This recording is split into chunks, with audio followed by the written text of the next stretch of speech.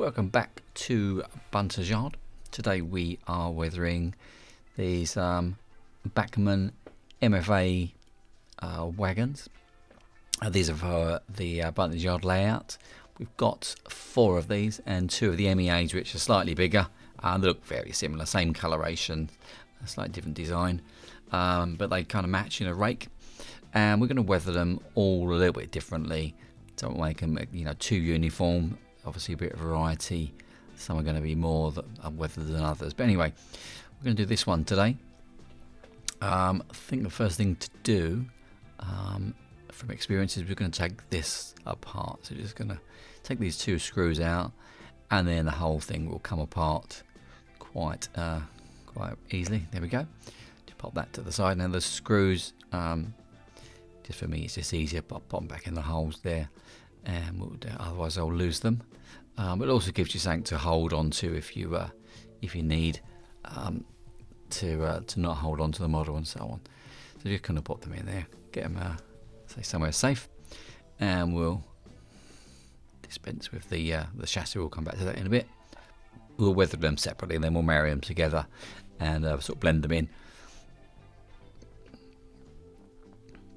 So I think the first thing we need to do is just to get a bit of grime into those ribs, just to look like it's not been cleaned for quite some time. So this is just a flat brown from Vallejo. This is a model colour, so it's been thinned down, half and half thinners. And I'm just going to do a little bit at a time, just so you can see. So you would have seen me do this before. Literally just going to put it on and wipe it off, and however well we try to wipe it, there's going to be some left around those ribs, and that just sort of denotes the sort of the wear, really. So if it's if it's raining, the rain's going to be sheltered from the top, the top rail, so there's going to be more dirt up there than there is down the bottom. So it just adds a bit of that, highlights the ribs and the detail a little bit. We're using a blue cloth here, and you can see we've also used a cotton bud. Depends how precise you want to be. You might want to use a paintbrush, but the thing is, you're never going to get all of it out unless you really try, which we're not going to really try. We want to leave some of it in, and that's what we're doing here. You can use different colours, depends on what your what sort of your modelling. So if you're doing a different style of wagon, I think we've done it before, we've used dark greys and blacks, or you can use 2 different colours at the same time. So do one in a lighter colour, let that dry, seal it off, and then go over it in a dark one, and remove it slightly differently, so that you'll get you'll get sort of variations of the tones and the colours.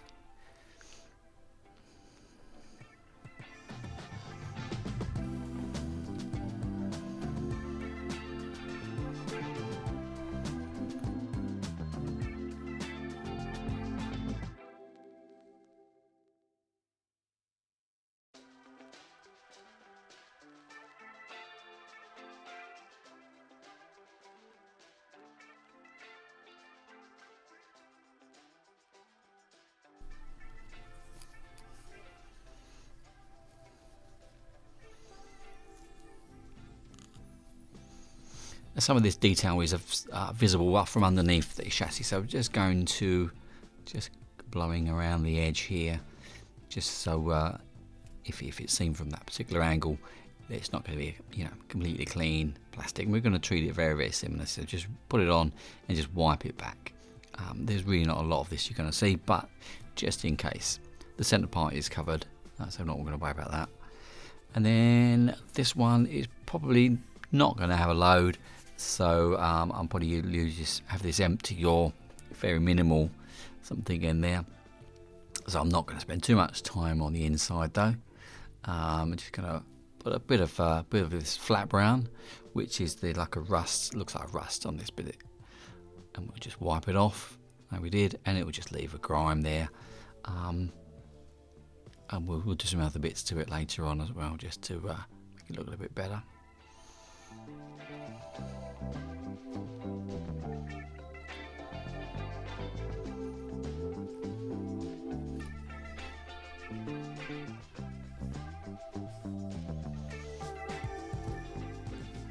So concentrate in the joins of the panels, so in the corners and along those edges.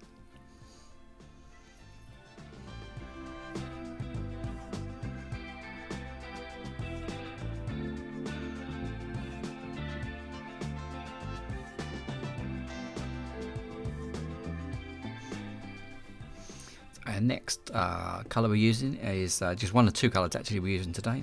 So this is Dirt from Model Air. It's a vallejo colour again, so this comes straight out of the bottle, no need to mix. And this is just our kind of everyday sort of grime, dirty colour that we use quite a lot. It always looks a bit green on this on the video. Probably due to the light in here, I guess, but it's not green. It's definitely brown. It's dirt colour. So we just blowing along the top rail. So this is just where it's fallen from the sky, and a little bit at the bottom as well to donate like splashes from the rail, like a sleeper grime sort of thing. And we haven't got to be consistent, so we can maybe have a panel or two that we want more heavily dirtified than the rest, or maybe around where the axles will sit, maybe we'll get sort of a heavier patch there.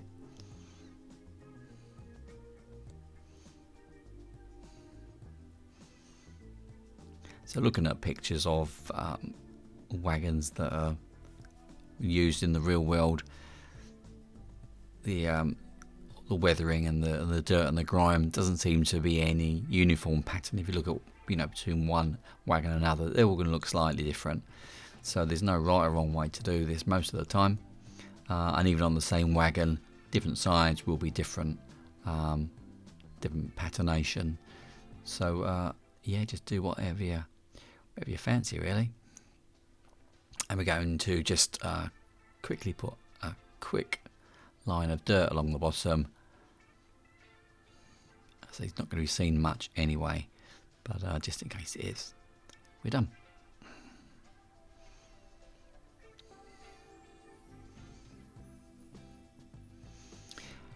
Now the chassis we're going to paint this while it's off. It's just easier, but I wanted the buffers to be definitely a metal colour. So we're just going to paint these in steel at the moment, but most of that will go, and that will be that'll get weathered and dirt on that. This is the Vallejo Air, just used from the brush though.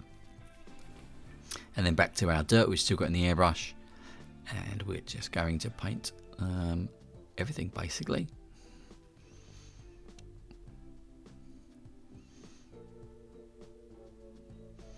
And just be careful and make sure you get this from every angle, and I've said it before, and even I still miss bits and pieces now. Just make sure you kind of shoot from every angle. You can see some like with the suspension hangers are those springs are they need painting from each side and underneath and from the top, so it takes a little while.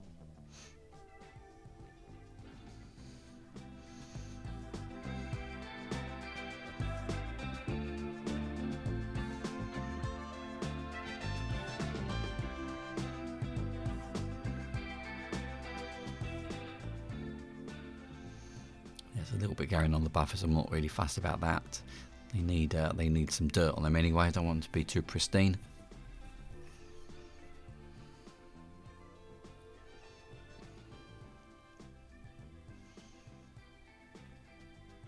Some buffers are black anyway. We could have left them black. It wouldn't really hurt too much. But just to match the rest of the rake, I painted them in silver on this particular one.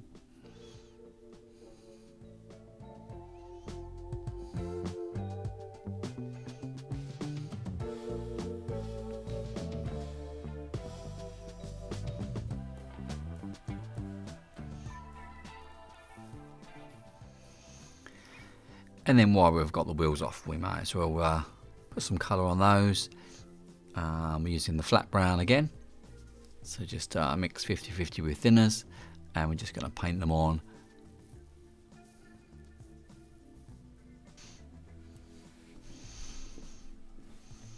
So the rust we're going to put on today is going to be done just with powders. We're not using any oils or any other paints. So we're going to use these weathering powders. Now you can see in the well of the palette, there's a few different colours in there. So the light rust is from MIG, and then we've got the darker ones, different tones there. That's burnt umber, I think. I'll put the links down to all the different weathering powders down below.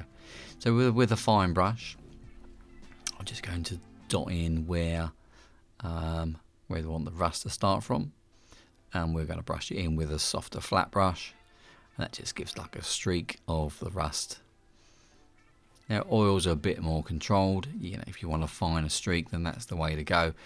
Or you can use a fine brush with thinners, and you can paint on the weathering powders. At the end of the day, the pigments, the weathering powder pigments are just it's just dry paint basically. So if you mix it into thinners and different sorts of solvents, then you're going to end up with the paint, really, with the textured paint. But anyway, we can use it dry. Sorry, it's oh, there we go, back in focus again. I spoke too soon. And we're just dotting these on. Then we're not going to brush at the bottom. We're just going to dot this in place. I'm using the darker one at the moment, and then we'll mix between that and the lighter rust tones, and it just blends together and doesn't look too uniform, which is what we're after. And it just gives a sort of a rust appearance to the bottom of the wagon. Now we're not going to do every panel on the wagon. We're just going to do a few along the way. Let's say just a bit of variety for whatever reason. You know, rust has been attracted to one panel more than another.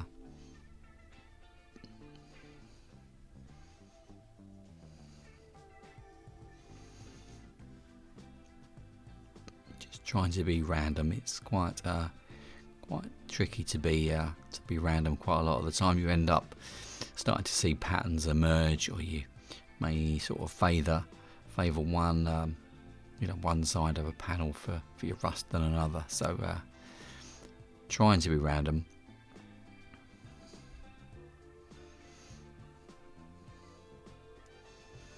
So that's a lighter colour rust going on first, and then with the flat brush we'll put darker in. There we go, let the dark tones in, and then we'll blend it together in a bit. Try not to brush too much. Some of it will need brushing down to create runs, but most of the time I'm just looking after that sort of blurred, faded look of the rust there.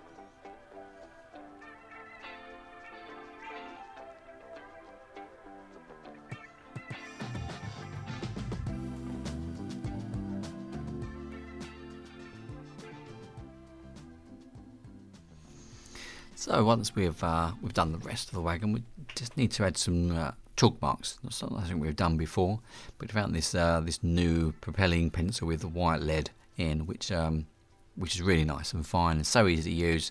I've tried gel pens before, but never had much luck with those.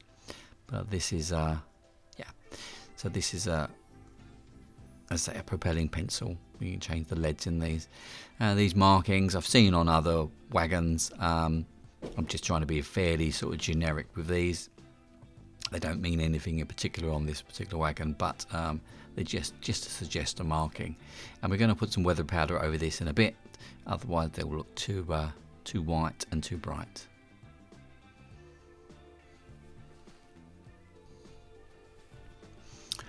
Right, time to put everything back together again. Just trying to remember how it came off. Goes in there, one at the other end. And then the weight holds it all together. It's made quite well actually. Quite pleased with these wagons. A bit of a bargain from our old friends at eBay.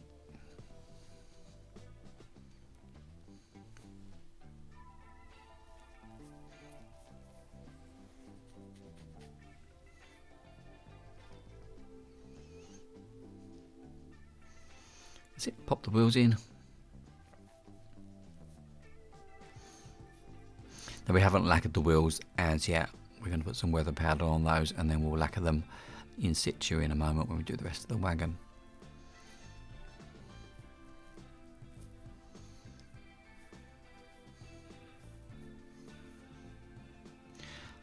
So we'll get some weathering powders back now, and we'll just use this to kind of blend the two halves of the wagon together. We need some weathering powders on the chassis and around the axles, and then that will make it match the rest of the body that we've done.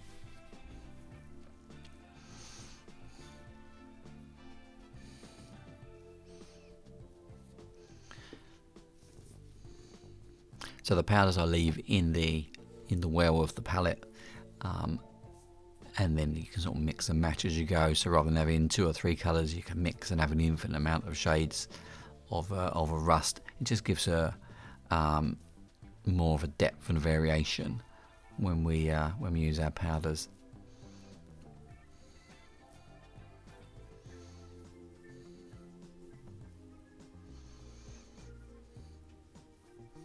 So we're weathering powders very gently over the chalk marks. Of what they will disappear. Just do it really, really gently, just a touch, just to blend it in.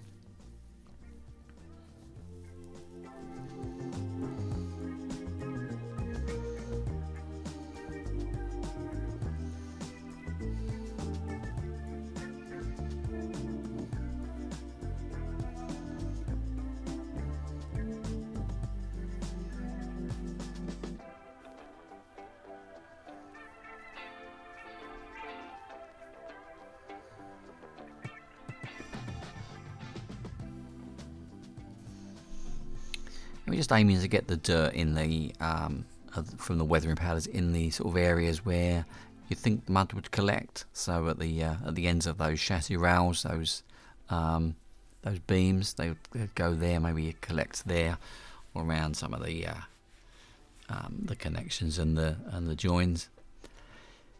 And then on the wheels, we're just going to add some different rust tones, just so they don't look completely uniform again. We just spin them round as we go, and just in a bit of the light rust and the burnt umber as well.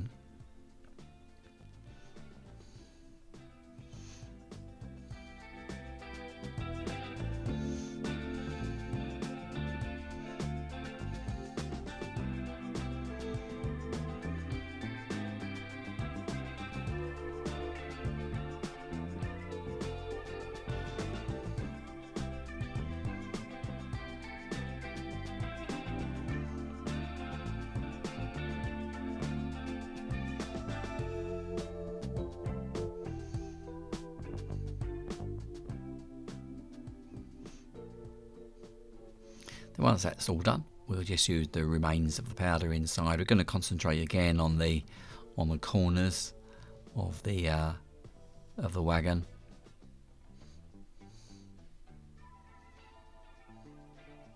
And not spending too much time. We can spend lots of time on the inside if we need to. This probably will have some, like I say, small load. So just want an indication of rust on the inside. So we're just going to go relatively lightly here.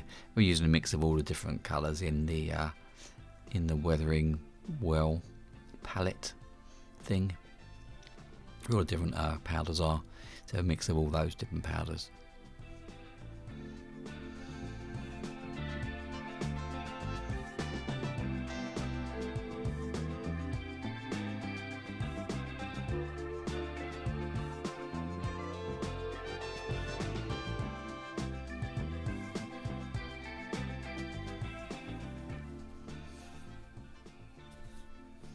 That's it, get rid of the excess. And then it's time to lacquer everything in, or to varnish it. So this is the Humbrol, this is the Vallejo matte polyurethane varnish, which is mixed 50-50 in the airbrush. And this will just protect everything from sort of normal wear on your fingers when you move the wagons around, and it will blend it in, so the powders will look a little more muted than they initially did. So the final stage, as you've no doubt seen before, is using the axle and shaft grease from AK Interactive. I'm just going to touch this in the places where you think there will be greasy, oily marks. So at the end of axles, and underneath things like the tank you can see hanging off the bottom. That will probably collect any grease that was splashed up from that come off the axles and so on when it's moving along, and obviously the buffers. And I normally just touch it in, and then I would just dab it with my finger. And that's it, we're pretty much done. Thanks for watching this one, and we will see you very soon at Bunters Yard.